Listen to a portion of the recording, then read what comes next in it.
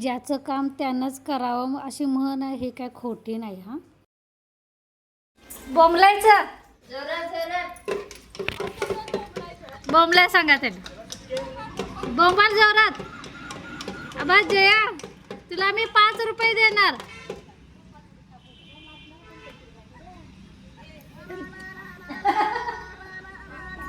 जोरात जोरात 5 रुपये लक्षात ठेव.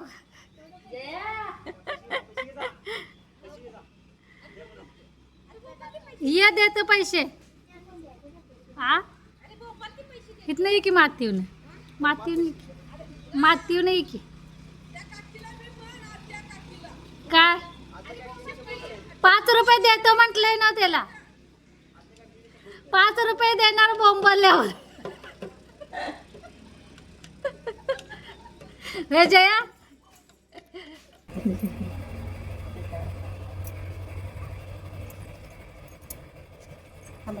ओ माझ्या नको धराची नाही. कडाला म्हणजे का नाही आता इकडं घालू शकत नाही हे ह्याच्यामुळं. आणि मग इथं मध्येच कुठं घालणार म्हणून ते ऊन तिथे लागणार. लय म्हणजे असं सगळं डायरेक्टच येते त्याच्यावर. आणि बाई हे खरडून कोणी काढलं सा? तुम्ही काढलं सा? काढलं ती निघाली सगळं. कोण मी इथंच आहे ना, मला कसा आवाज आहे नाही का? मीच म्हणतात काढूया हे लिपलेलं परवा पाक सगळं ही हौसानं कणी चुलीला मी लिपून मातीनं ठेवलं होतं. पण काय झालं, दुसऱ्या दिवशी कणी त्याच्या सगळ्या अशा खपल्या पडायला लागल्या. म्हणजे मी फक्त कणी मातीनंच लिपलं होतं. आणि ऊन पण इतकं आहे की नाही आमच्या इथं, ते जिथं मी चूल बसवलं तिथं तर पूर्ण निघालेलं.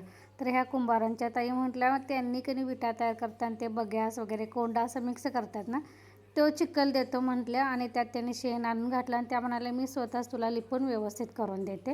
हे बघा एकदम मस्त अशी चूल झालेली आहे. म्हणून मी तुम्हाला पहिल्यांदा म्हटलं ज्याची कामं कणी त्यानंच करावी, अशी एक पहिली जुनी म्हण आहे. ती काय खोट्या विटा करायला आलेल्या त्यांच्या कामातून त्यांना तर 5 मिनिट सवड नसते, पण त्यांना तरी पण कणी मला येत नाही म्हणून त्या स्वतःहूनच कणी करायला आल्या.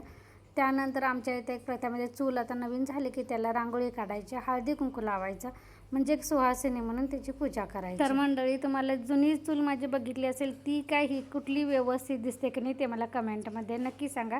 तर इथं चुलीला हळदी कुंकू लावून घेतलं. आता टाका की काय तर ऊन पण थोडा वाऱ्यानं उष्णता कमी यावी तर हे टाकू टाका की थोडा ते फळकात ठेवायचं वर ठेवा की.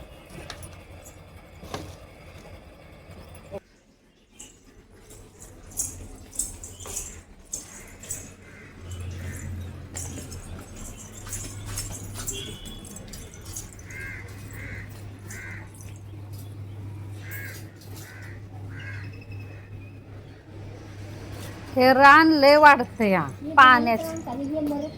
होय, आणि सारखं वाढते हो. आणि लगेच काढलं नाही की हे असा जंगल सारखं दिसते बघ. हो,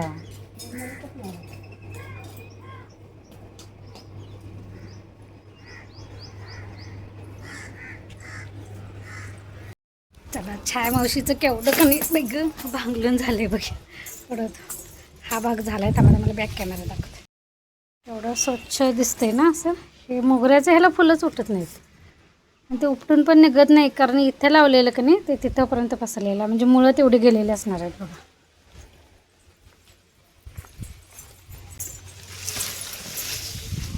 अरे मावशी काय कुठे गेल्या?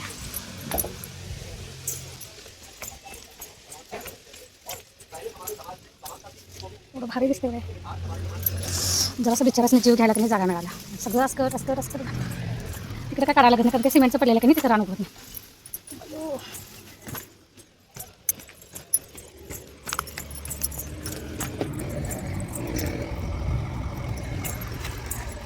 मावशी जेवायला चला की या 2 वाजले.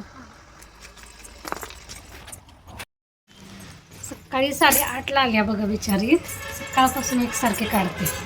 इकडं रान नाही एवढं उगवलं, इकडेच कमी जास्त उगवलेलं, त्यामुळे वेळ लागला. इकडलं दाखवते दारातलं आपलं तुम्हाला बघितलं असेल, तुम्ही जुन्या व्लॉगमध्ये बघितलंच असेल ना. थांबी दाखवते.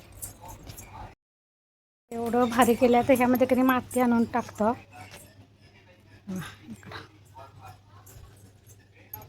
हे इथनं सगळं हे काढायला वेळ झाला. आणि इथलं बाहेरचं पण काढलं जरा असं हे भिंतीवर असं बोलले.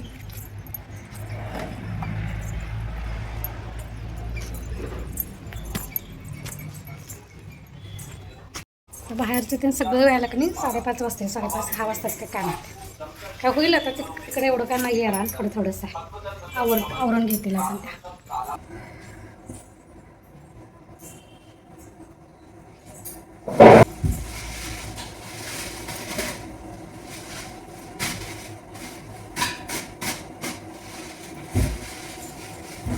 संध्याकाळचा चहा ठेवलेला आता शेंगा द्यायला मावशीला. चहा मावशी या चहा घ्यायला हात या त्या बाहेर बस ना.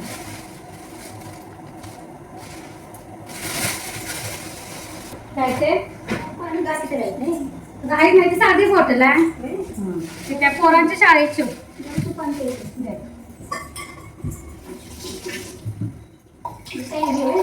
भांडे कसा माझ्या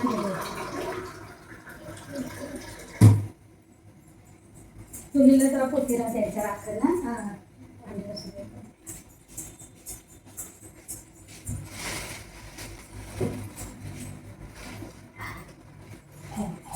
जळगायचं शेंगा मला आई महा पाणी येते आता आणि सफरचंद आहे. कशाला दूर माझं असू दे तसं तासाभरासाठी आणि असं काय 8:30ला आलासा उशीर वेळेत आलासा. तुम्ही एक फोन घ्या बाई बारकासा तेव्हा ह्याचा खटक्याचा सारखा निरोप कुठं द्यायचा. तर इथे माझी चूल पण नवीन तयार झाली आणि माझं सगळं रान जे वाढलेलं घराभोवतीचं ते सगळं स्वच्छ झालेलं आहे. पूर्ण असं रिकामं एवढं भारी भारी वाटतंय का नाही. तुम्हाला जर आजचा व्हिडिओ आवडला असेल तर लाईक शेअर आणि सबस्क्राईब करायला विसरू नका आणि कमेंट पण नक्की करा जेणेकरून आपली ओळख होईल.